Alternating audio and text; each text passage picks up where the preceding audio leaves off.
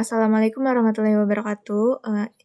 Izin memperkenalkan diri, nama saya Okta Lisa dari kelas TRI 4C dengan NPM 24782090. Di sini saya akan mengerjakan hands-on dari mata kuliah kecerdasan buatan atau AI di lab 5 dengan materi data future thinking dengan topik data understanding dan future exploring. Pada praktikum ini, kita diminta untuk menunjukkan, menjelaskan, dan menjawab pertanyaan analitik dari setiap langkah praktikum yang sudah kita kerjakan. Jadi di sini kita mengerjakan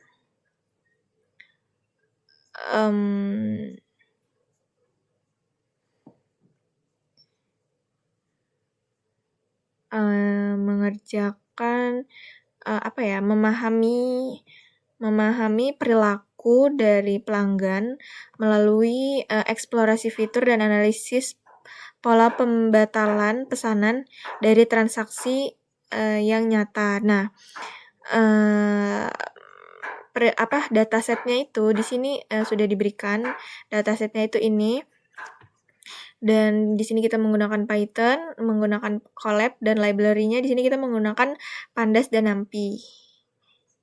Nah, jadi dari pertemuan ini, kita itu telah mempelajari berbagai teknik pencarian untuk menemukan solusi dalam suatu permasalahan dengan asumsi bahwa aturan dan terstruktur masalah telah kita ketahui. Nah, dari dataset ini, kita akan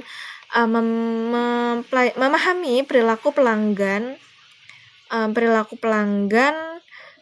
melalui eksplorasi fitur dan analisis pola pembatalannya. Karena ini dataset e-commerce ya, jadi pembelian pelanggan gitu. Nah, di sini kita langsung aja menjelaskan langkah per langkah dari praktikum ini. Langkah pertama yaitu di sini kita data understanding. Jadi di data understanding ini kita di sini kita diminta untuk, di sini kan kita load datasetnya menggunakan library Pandas. Terus kita diminta menampilkan 5 baris pertama dari jumlah dataset, jumlah baris dan kolom, dan nama kolomnya.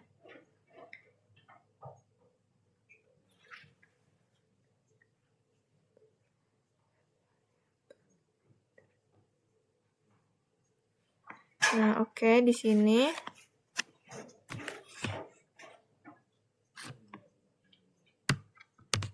Nah, di sini ya. Jadi di sini kita udah upload datasetnya menggunakan Pandas ya. Di sini Pandas dan NumPy. Datasetnya ini yang sudah saya up nih. Sebenarnya ini masih acak-acakan, belum dibenerin. Tuh, banyak banget datasetnya. Jadi kita menganalisis dataset ini. Terus, nah di sini kita sudah up untuk datasetnya. Nah, ini akan df read itu akan membaca file dataset yang kita berikan. Terus di sini kita menggunakan def head itu untuk melihat 5 baris pertama. Terus save itu untuk melihat jumlah baris dan kolom. Dan untuk melihat nama kolom itu kita pakai df column dan df column to list. Nah, jadi di sini file dari content element clean ini dia lagi loading, sedang dibaca, datasetnya sukses untuk dibaca, dan di sini dia menampilkan jumlah 5 baris pertama. Di sini ada order, total QTA-nya, total weight GR, total return, dan total diskon. Selanjutnya ini jumlah baris dan kolomnya. Nih, jumlah baris dan kolom di sini ada 20.848 dengan jumlah kolom 19. Dan di sini nama kolomnya banyak nih, orderan ID, total kitiki. Nah, ini nama kolomnya.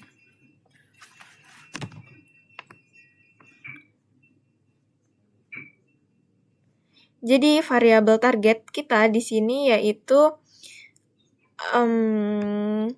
kolom status nih, di sini kolom status pemesanan.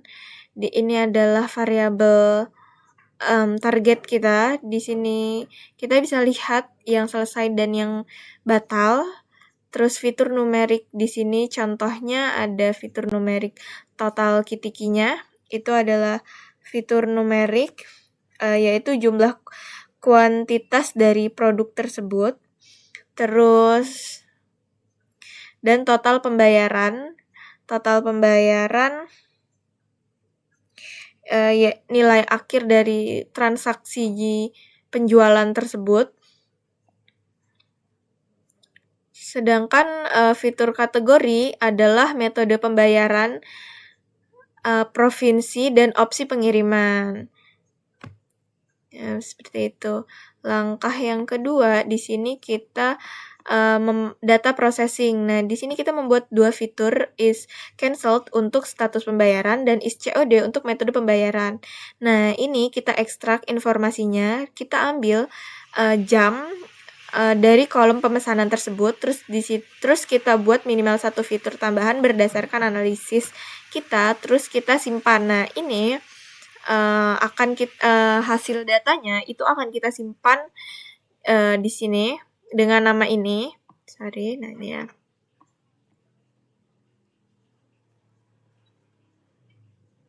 Nih. Jadi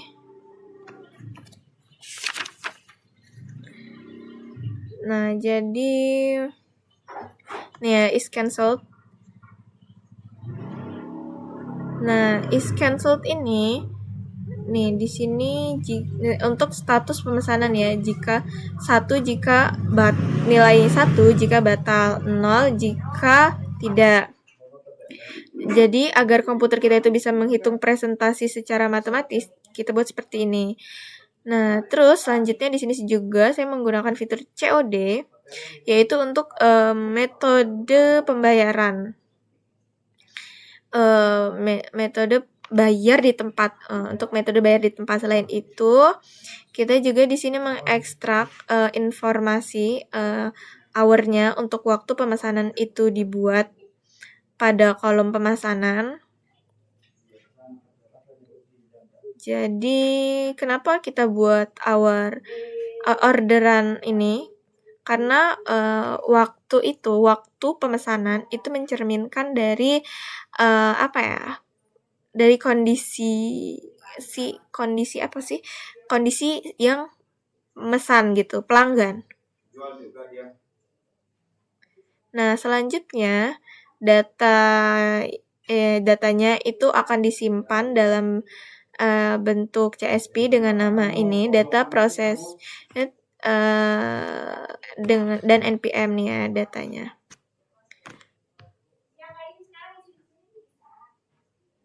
Nah, ini datanya yang udah kita ekstrak. Jadi pada tahap ini tuh kita bertujuan untuk mentransformasi data mentah yang tadi yang ribuan banyak gitu menjadi data fitur yang siap dianalisis dan dengan membuat kolom biner is cancelled dan is COD dari kategori mengekstrak jam pemesanan atau order hour serta menambahkan fitur mana? Dan di sini menambahkan fitur shipping yang itu high shipping untuk mengidentifikasikan beban ongkir yang tinggi. Jadi proses ini tuh penting untuk mempermudah perhitungan presentasi dan menemukan korelasi antar metode pembayaran dengan status pemesanan sebelum dataset itu kita simpan dalam bentuk file seperti ini.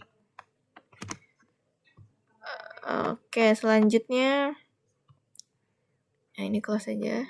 Selanjutnya adalah Future Exploring. Di sini kita diminta untuk memilih 3 fitur pembatalan dan di sini kita diminta untuk menjelaskan hubungan antara fitur dan target asal alasan pemesanan fitur. Oke.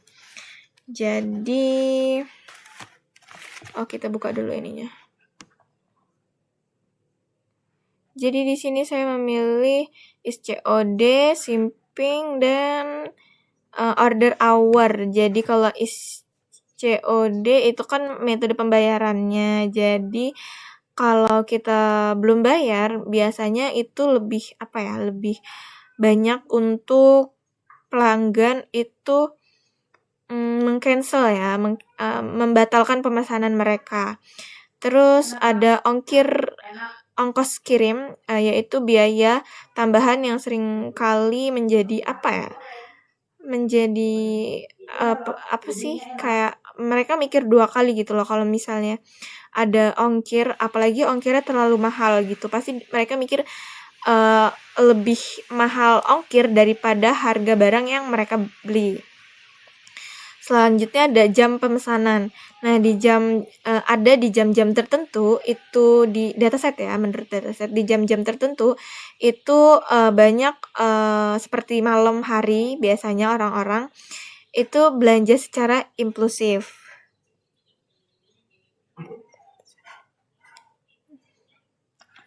Nah, jadi ini untuk yang pertama nih, presentase berdasarkan metode pembayaran. Nah, di sini metodenya itu banyak nih, banyak juga yang meng-cancel. Nih banyak ya. Metodenya itu ada di Alfamart, Alfamidi, bank, COD, cicilan, Indomaret, banyak. Terus di presentasi yang kedua itu 0 sama ya nilai segini. Ketiga juga,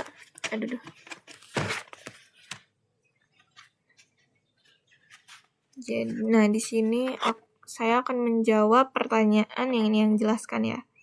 Karena kita di sini diminta, mana ya? Kok gini sih?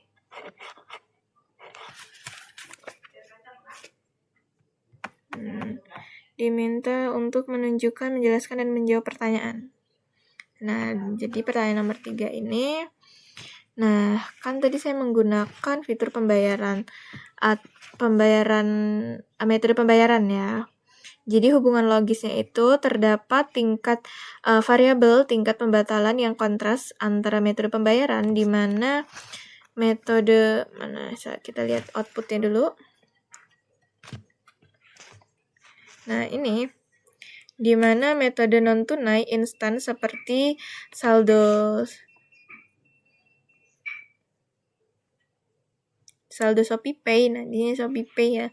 Saldo ShopeePay itu ada 8,7 gula itu yang memiliki tingkat pembatalan jauh lebih rendah dibandingkan dengan metode Indomaret. Di sini Indomaret 48%. Nah, hal ini tuh menunjukkan bahwa metode yang membutuhkan langkah fisik tambahan atau belum bayar otomatis memiliki pembatalan atau tingkat kadaluarsa yang lebih tinggi. Jadi alasan pemilihan fitur ini yaitu karena fitur ini tuh menunjukkan perbedaan angka yang signifikan dalam data, sehingga dalam data tersebut sangat kuat untuk digunakan untuk memprediksikan kecenderungan pembeli dalam menyelesaikan transaksi mereka. Terus yang kedua itu ada shipping atau besar nilai ongkir. Jadi meskipun dalam data saat ini tuh semua kelompoknya sama, tapi dengan angka pembatalan 13% ini, secara teori, biaya pengiriman itu tetap menjadi beban finansial bahwa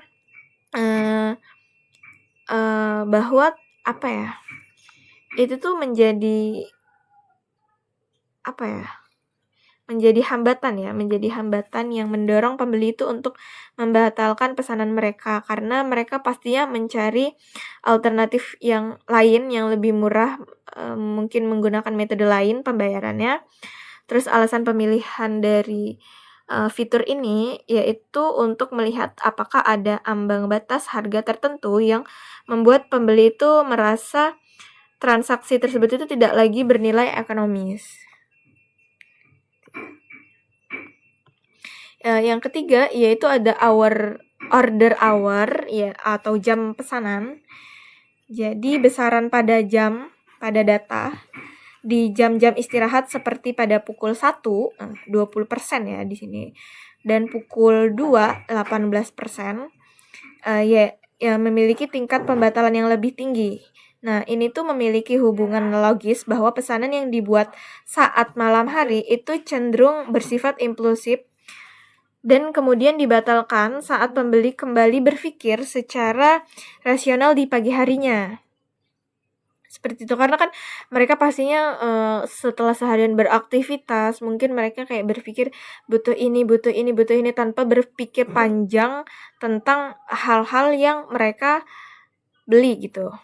Jadi alasan pemilihan fitur ini tuh sangat efektif untuk mengidentifikasikan kondisi dari pembeli lah ya, dari pembeli yang berperilaku belanja impulsif dan memberikan pola yang jelas mengenai kapan risiko pembatalan yang sangat sering itu muncul. Selanjutnya, lakukan analisis berikut tampilan.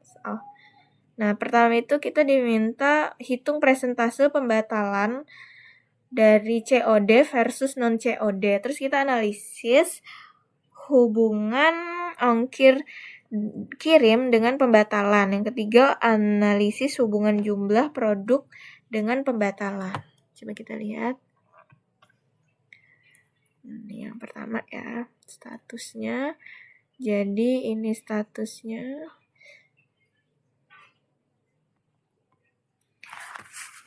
Kita analisis dari rata-rata ongkir, presentase pembatalan, terus ini analisis jumlah dengan pembatalan.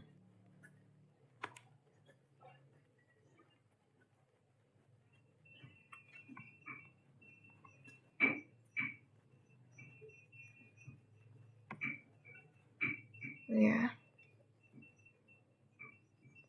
Jadi di sini.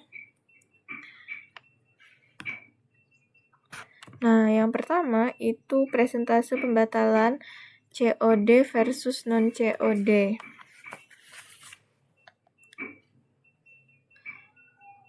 Nah, COD versus non-COD di sini tingkat pembatalannya yang tinggi itu non-COD ya.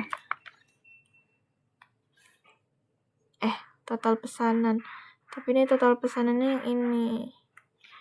Jadi berdasarkan analisis ini, metode COD bayar di tempat itu pembatalannya 13%, 13,38% dibandingkan dengan non COD di sini. Non COD itu bisa pakai ShopeePay atau apa nih tadi? Ini ya. Itu 13,81%. Jadi di sini terlihat ya bahwa metode COD itu menunjukkan tingkat resiko yang lebih tinggi. Namun data juga menunjukkan bahwa metode pembayaran melalui gerai retail seperti Indomaret tadi 48, berapa nih Indomaret 83%, dan Alfamart 47%. Nah, itu nggak jauh beda ya. Itu memiliki tingkat pembatalan yang ekstrim lah ya. Ya kan tinggi banget itu tingkat pembatalannya. Jadi hal ini tuh menunjukkan hasil bahwa metode pembayaran yang memerlukan tindakan fisik tambahan atau yang tidak memotong saldo secara instan itu memiliki kecenderungan batal yang lebih besar. Nah, yang kedua itu hubungan ongkos kirim. Ongkos kirim dengan pembatalan. Ini ya, ongkos kirim dan pembatalan. Jadi berdasarkan data Simping ini, saat data memiliki rata-rata pembatalan sebesar 13,57%, secara teoris ongkos kirim yang merupakan beban dari tambahan sang pembeli itu hubungan logisnya adalah semakin tinggi ongkir atau ongkos kirim yang dibebankan kepada pembeli, maka semakin tinggi pula kemungkinan pembeli untuk melakukan pembatalan karena mereka juga merasa total pembayaran itu tidak lagi kompetitif atau terlalu mahal dibandingkan dengan harga beli barang mereka gitu. Makanya mereka berpikir jika nilai ongkosnya lebih mahal daripada harga dari barang yang mereka beli, itu sama aja mereka membeli seperti membeli barang yang sama gitu loh. Jadi mereka kayak double gitu loh, harusnya dengan harga segitu mereka mendapatkan 2 barang yang sama, tapi mereka mendapatkan satu barang dengan ongkir yang sama dengan harga barang mereka. Sama aja kan, itu kayak boros. Terus yang ketiga di sini adalah hubungan jumlah produk dengan pembatalan. Nah, ini produk total batalnya ya. Jadi pada fitur ini total dari KITY dan KITY atau quantity dari total quantity di sini itu yang bertujuan untuk melihat apakah volume barang dalam satu pesanan itu mempengaruhi keputusan pembatalan. Jadi secara umum pesanan dengan jumlah produk yang sangat baik itu seringkali memiliki risiko pembatalan yang sangat tinggi. Karena total tagihan indikasi pesanan karena total tagihan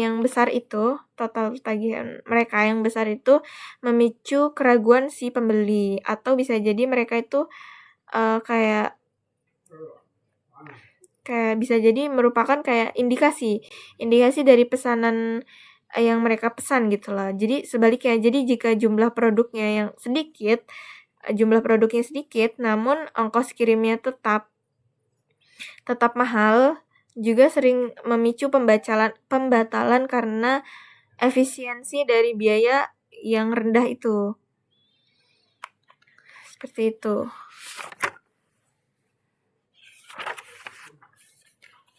Selanjutnya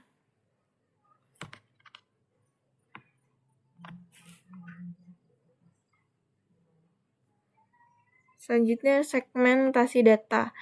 Nah, di sini kita membagi data itu menjadi 2 kelompok berdasarkan fitur tertentu. Terus kita menghitung tingkat pembatalan dari masing-masing kelompok dan kita menentukan kelompok dengan risiko pembatalan tertinggi.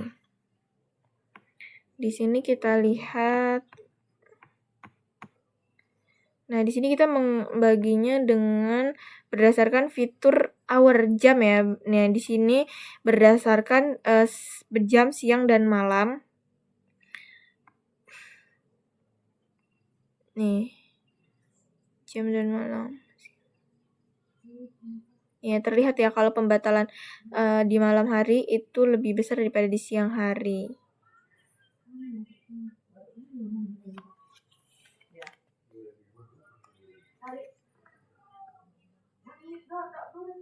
Jadi, terus yang kedua itu kita hitung pembatalan pada masing-masing kelompok. Menghitung kelompok dengan risiko tertinggi.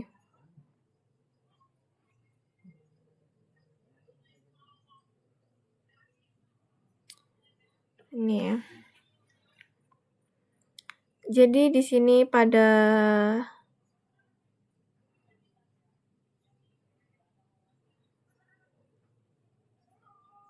pola ini kita bisa lihat yang di sini ya. Kalau di sini pola COD itu 0,38%.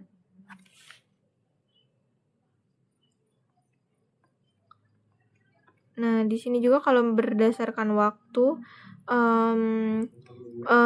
tingkat pembatalan pada waktu malam hari itu lebih besar daripada tingkat pembatalan dari siang hari.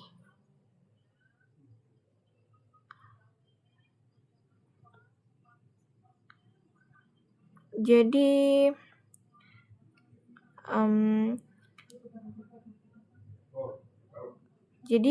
untuk kelompok resikonya di sini, kelompok dengan risiko pembatalan tertinggi adalah segmentasi dari malam hari dengan tingkat pembatalan 13,80 6%, sama aja 846 ya kalau dibulatin.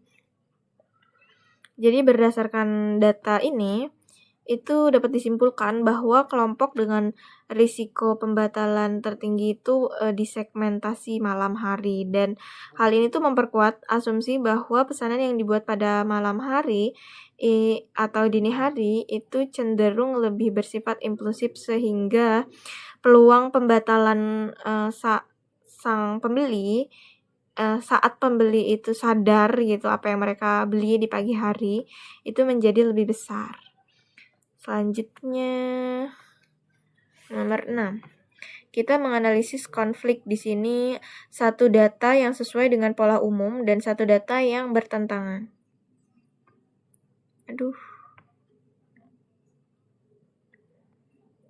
Nah, di sini satu data yang polanya umum yaitu pesanan COD yang memang dibatalkan sesuai dugaan.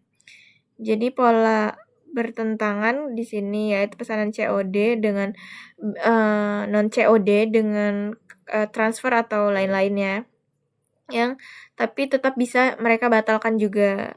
Terus padahal logikanya kalau sudah bayar di awal, orang pasti nggak ngebatalin kan, karena mereka udah bayar duluan di aplikasi. Seperti itu. Nah ini.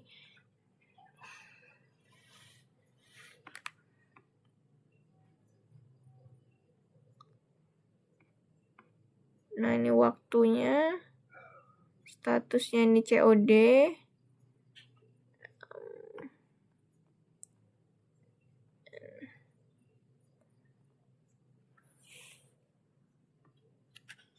Jadi pada pola umum atau di sini saya menggunakan COD yang sesuai dugaan. Jadi ditemukan transaksi dengan metode pembayaran COD yang statusnya batal. Ini yang statusnya batal. Ini tuh sesuai dengan dengan pola umum bahwa ketidakbayaran di muka itu membuat komitmen pembeli rendah. Jadi kayak mungkin ketika pembeli itu membeli suatu barang dengan metode pembayaran COD, ketika mereka sadar apa yang mereka beli dan membandingkan di display lain, misal di toko lain harga barangnya sama, itu lebih rendah gitu, lebih murah. Jadi mereka berpikir mending dibatalin deh gitu, mending mereka beli di toko itu, atau mereka emang mau mengubah metode pembayarannya dan yang lain-lain lah misal. Nah, yang kedua itu ada ini yang pola yang bertentangan, yaitu non COD. Harusnya logikanya kalau misalnya mereka udah bayar duluan, udah transaksi duluan, misal transfer via bank atau Indomaret dan lain-lainnya, harusnya logikanya ketika barang itu sudah dibayar, seharusnya pembeli lebih jarang untuk membatalkan pesanan mereka karena mereka sudah mengeluarkan uang. Tapi nyatanya salah, banyak juga pembeli yang membatalkan pesanan mereka. Itu di luar dugaan. Nah, tampilkan hasil screenshot dan jelaskan kemungkinan penyebab perbedaan tersebut. Jadi penyebab perbedaan tersebut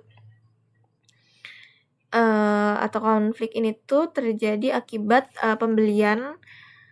pembatalan tidak hanya dipengaruhi oleh metode pembayaran saja. Jadi beberapa faktor penyebab lainnya, bisa faktor operasional. Jadi penjual itu mungkin membatalkan pesanan secara sepihak karena stok barang atau size tersebut itu tiba-tiba habis, atau kesalahan input dari pembeli itu sadar bahwa dia salah input beli dengan ukuran yang salah gitu. Jadi itu bisa menjadi pemicu untuk si pembeli itu membatalkan pesanan mereka. Atau salah alamat bisa jadi, sehingga pembeli itu pasti terpaksa dong untuk membatalkan pesanan mereka. Terus faktor yang lainnya, faktor eksternal bisa jadi terjadi karena adanya kendala teknis pada sistem pembayaran atau kurir yang tidak tersedia di wilayah mereka. Misal pembeli menggunakan metode pembayaran dari Alfamart atau Indomaret, ternyata di daerah mereka itu tidak ada Alfamart atau Indomaret. Nah, itu bisa jadi indikasi sang pembeli membatalkan pesanan mereka. Seperti itu.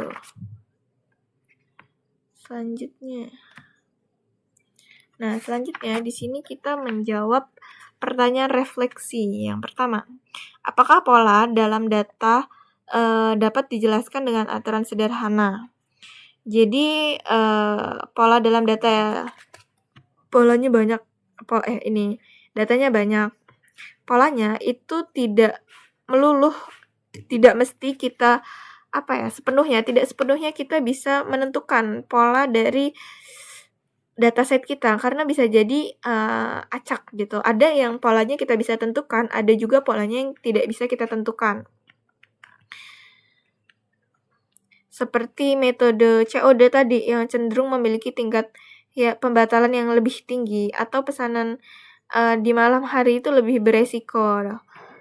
Nah, jadi dari data yang tadi itu terlihat bahwa aturan ini tuh bersifat absolut ya. Banyak transaksi yang mengikuti pola tersebut, namun banyak sekali transaksi yang melanggar pola seperti terlihat pada data yang konflik tadi, sehingga aturan sederhana itu tidak cukup untuk menjelaskan perilaku dari sang pembeli. Terus, pada kondisi apa aturan tersebut itu bisa gagal? Jadi, aturan berbasis COD itu bisa gagal ketika terdapat faktor eksternal yang tidak terekam dalam variabel transaksi. Misalnya seperti kesalahan dari penjual tadi yang stoknya tiba-tiba habis, atau stoknya kosong, atau ya itu sih kalau dari penjual, stok barangnya paling. Terus pesanan itu pastinya bisa dibatalkan oleh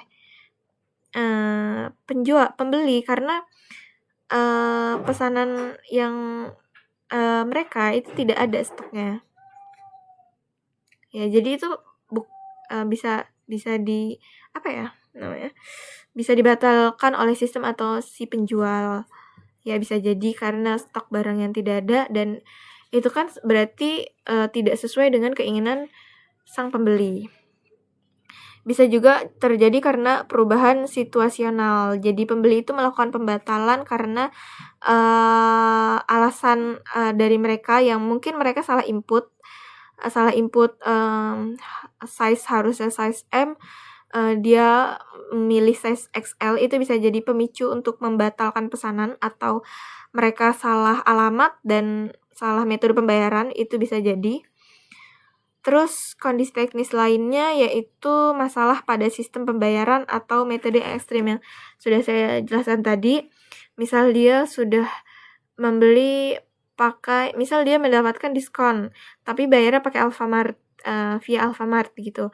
Nah, ternyata di daerah dia itu tidak ada Alfamart atau Indomaret, jadi otomatis itu dibatalkan kan. Misal itu nggak dibatalkan sama pembeli, tapi biasanya untuk pembayaran seperti itu ada waktunya. Misal sang pembeli belum bayar dalam kurung waktu 24 jam, pasti itu dibatalkan oleh sistem.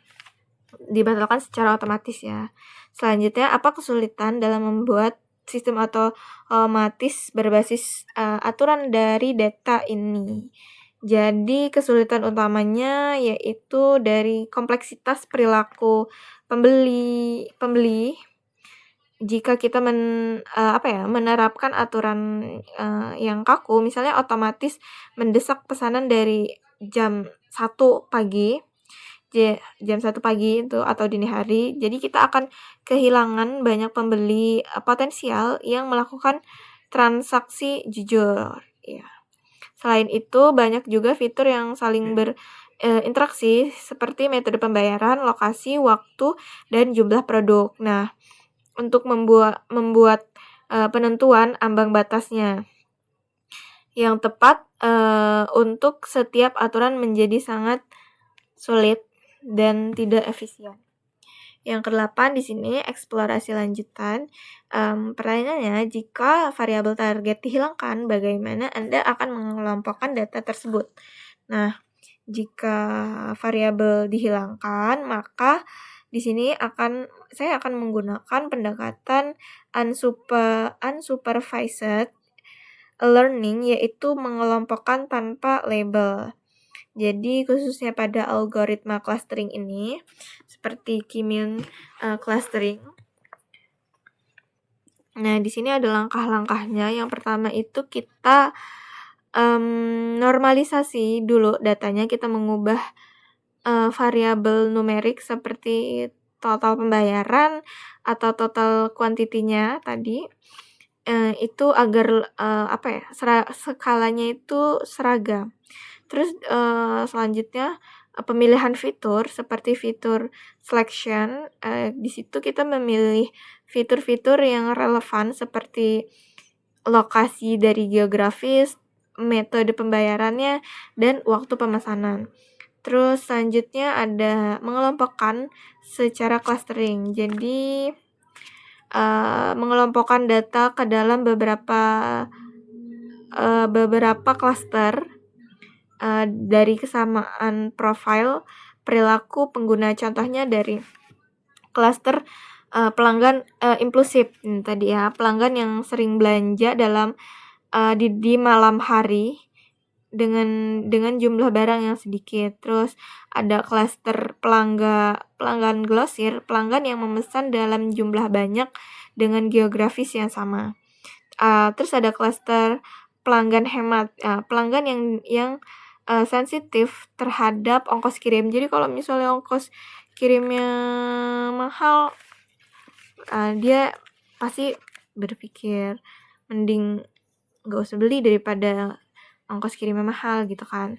Nah, jadi dengan mengelompokkan langkah-langkah ini, kita bisa tetap memahami perilaku dari pelanggan, dari pembeli, dengan memberikan layanan yang dipersonalisasi meskipun variabel status pembatalannya itu tidak diketahui. Oke, mungkin cukup sekian penjelasan dari saya. Mungkin itu aja. Saya akhiri. Wassalamualaikum warahmatullahi wabarakatuh.